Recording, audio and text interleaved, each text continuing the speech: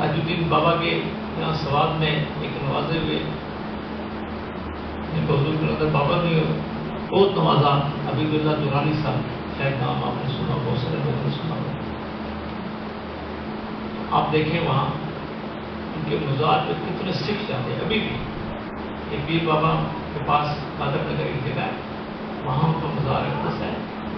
وہ یہاں پشاور یونیورسٹی میں تھے، وہاں لوگوں کا پرانی علاج بھی کرتے تھے، ہومیوپیتھک کی دوائیاں بھی فری دیتے تھے، اور تکوین کے آدمی، تکوین کا آدمی بہت خال بھی ہوتا ہے بھائی، اور اللہ نے ان کو بڑا نواز رکھا تھا۔ ان کو حضور کلندر بابا نے نوازا، تاج الدین بابا نے نوازا، ان کے اپنے مرشد قادر اولیاء انہوں نے بہت نوازا۔ قادر اولیاء جو بابا تاج الدین اکبری کے مریدین میں سے۔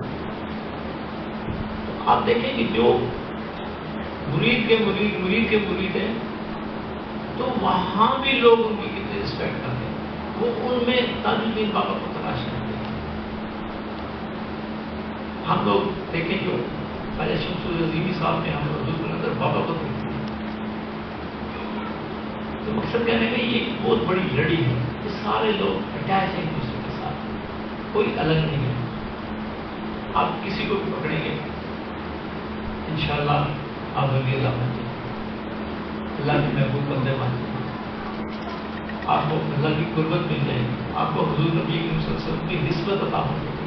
شرط یہ کہ آپ اولیاء کرام سے تربیت حاصل کریں، ان کے فائدے پہ عمل کریں، ان کے احکامات کی تعمیل کریں، اور دل و جان سے ان سے محبت کریں، اور ان کی تعلیمات پہ، ان کے احکامات پہ بغیر چون چلا ان پہ عمل۔ انشاءاللہ تعالیٰ آپ کو بالکل نوازیں گے، سوال ہی پیدا نہیں ہوتا کہ آپ کو نہ نوازیں۔ یہ کفریہ قانون ہی نہیں کہ آپ ان کو چاہیں تو وہ آپ کو نوازیں، کیونکہ ہمیشہ یاد رکھیے، ہمیشہ میگنیٹ مقناطیس لوہے کو کھینچتا ہے، لوہا مقناطیس کو نہیں کھینچتا۔ آپ اس مقناطیس کو تھوڑا سا توجہ تو دیں،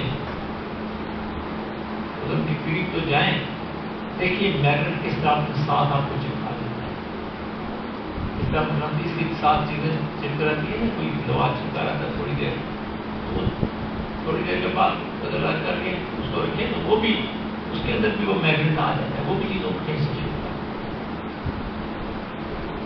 شاید ایک اس میگنیٹ سے چپک جائے، اس کے ساتھ اٹیچ ہو جائے، اپنی ذات کی نفی کر دیں، اپنے عقل کی نفی کر دیں، اپنے شعور کی نفی کر دیں، اپنی ذات کی نفی کر دیں۔ یہ مراقبہ سارا ہی نفی ہے کہ جب آپ تصور شے کرتے ہیں آپ اپنی نفی کر دیتے ہیں۔ نماز میں جب اللہ کا تصور کرتے ہیں تو اللہ کے سامنے اپنی نفی کر دیتے ہیں۔ جب آپ درود شریف پڑھتے ہیں تو حضور کے سامنے اپنی نفی کر دیتے ہیں، تب درود شریف کا فضل و برکات سے آپ کو اگر آپ نفی نہیں کرتے تو درود شریف کو باعث سے آپ محروم رہتے ہیں۔ اب دیکھیں جو بھی نعت خوان دوست ہمارے نعتیں پڑھتے ہیں، یعنی عقیدت پیش کرتے ہیں، اگر وہ اس وقت تصور حضور کے روضہ کو پار کر لیں کہ حضور کے روضہ پار کے جالیوں کے سامنے کھڑے، یہ سامعین کے سامنے نہیں کھڑے۔ شوکت بھائی، تنویر بھائی، ذرا کبھی تجربہ کیجیے گا، دیکھیے گا کہ آگا کیا کیا نظارے آپ کو حاصل ہوتے ہیں، کس طرح حضور نوازتے ہیں۔ یہ عقیدت پتہ نہیں کہاں، یہ محبت کہاں سے کہاں پہنچا دیتی ہے۔ بھائی بہت شکریہ، بہت ٹائم ہو گیا، مسجد میں بڑے اچھا ہے، بہت شکریہ۔